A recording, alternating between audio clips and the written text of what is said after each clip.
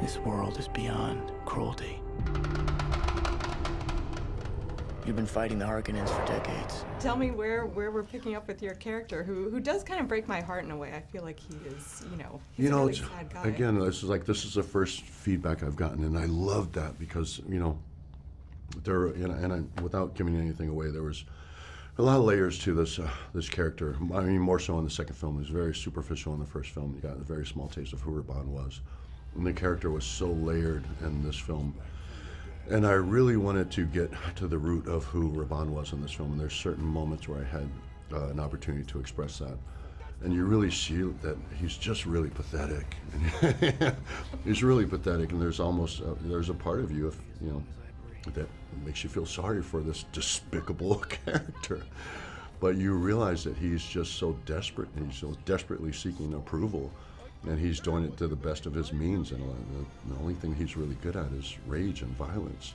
Everything else he's just not good at, and deep down he knows it. So no, I love hearing that. And he has some bad bosses too. Oh, yeah, horrible bosses. Again, but he's just so desperate, desperate to please. Obviously, the sequel was not a given. I mean, what was that sort of limbo like for you? It was weird because when I signed up for this, I understood that it was going to be in 2 parts, and I thought the sequel was a given. Mm-hmm. But because our industry just took a weird turn through, a lot of bad circumstances that had nothing to do with the film, just that uncertainty was uncomfortable. Because, my payoff for the character was obviously it was in the second film.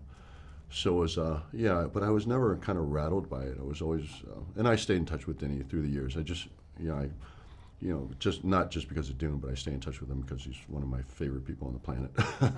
But I was never really worried. But there was just a short time where it's just uncertain. And he never stopped working on it too. I mean, that must have given. Never stopped. We never stopped talking. So I always felt that it was going to happen. It was just more a matter of when.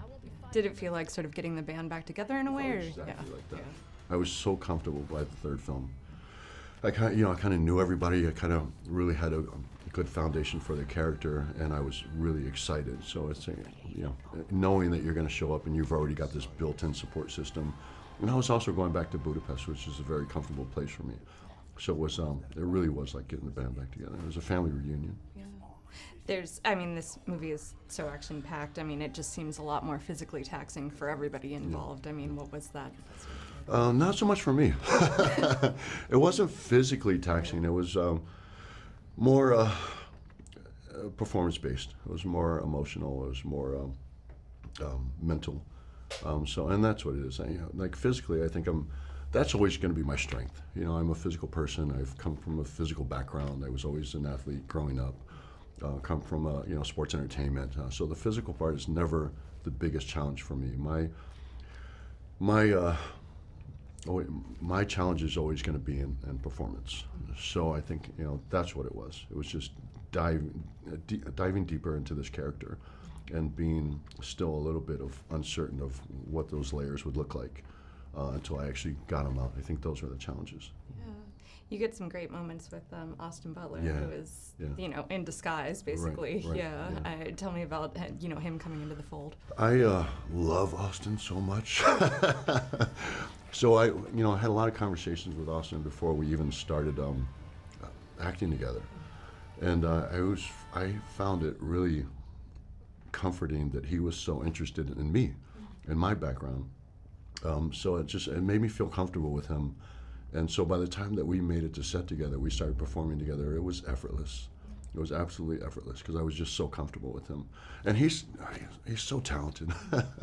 So it's like the best of all worlds when you are lucky enough to be directed by someone like Denis, who is just a master, but also have someone that is so talented that you get to bounce off of, and then having the environment created for us as an actor you couldn't want for anything more, because it makes it so easy for you to get lost in the moment.